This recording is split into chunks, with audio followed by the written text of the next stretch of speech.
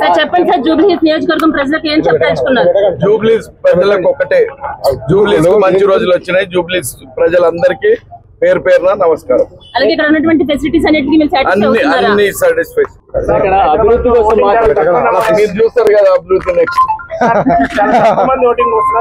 తక్కువ ఏం లేదు, వస్తూనే ఉన్నారు. పెరుగుతుందా 100% ఓటింగ్ అవుతుందా? 100% వాళ్ళే ప్రజలు పొద్దుగా వచ్చి లైన్ నిలబడ్డారు. మీరు అక్కడ పబ్లిక్ ప్రతి బూత్ కి వెళ్ళడం జరుగుతుంది సార్. గతంతో పోల్చుకుంటే గనక ఉదయం 7 గంటల నుంచే ఇక్కడ ఓటింగ్ శాతం పెరిగిందనే చెప్తున్నారు. దీని పట్ల మీరు ఏమంటారు?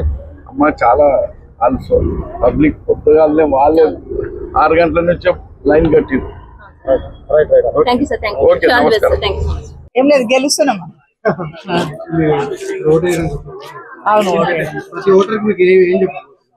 ఎవరు నేనా?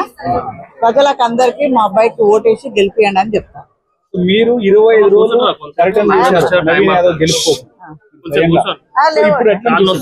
ఏం లేవు, బాగుంది, చాలా బాగుంది. ప్రజలందరికీ మాకు ఆశీర్వాదం కూడా ఇస్తున్నారు.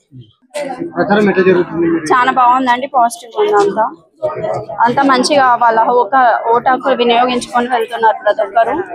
ఇది వాళ్ళు చేయవలసింది కాబట్టి వాళ్ళు ఓటు హక్కు వినియోగించుకొని వెళ్తున్నారు.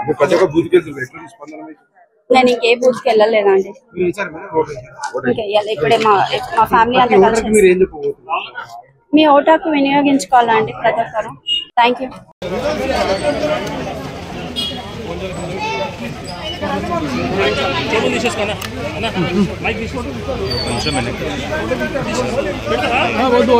తర్వాత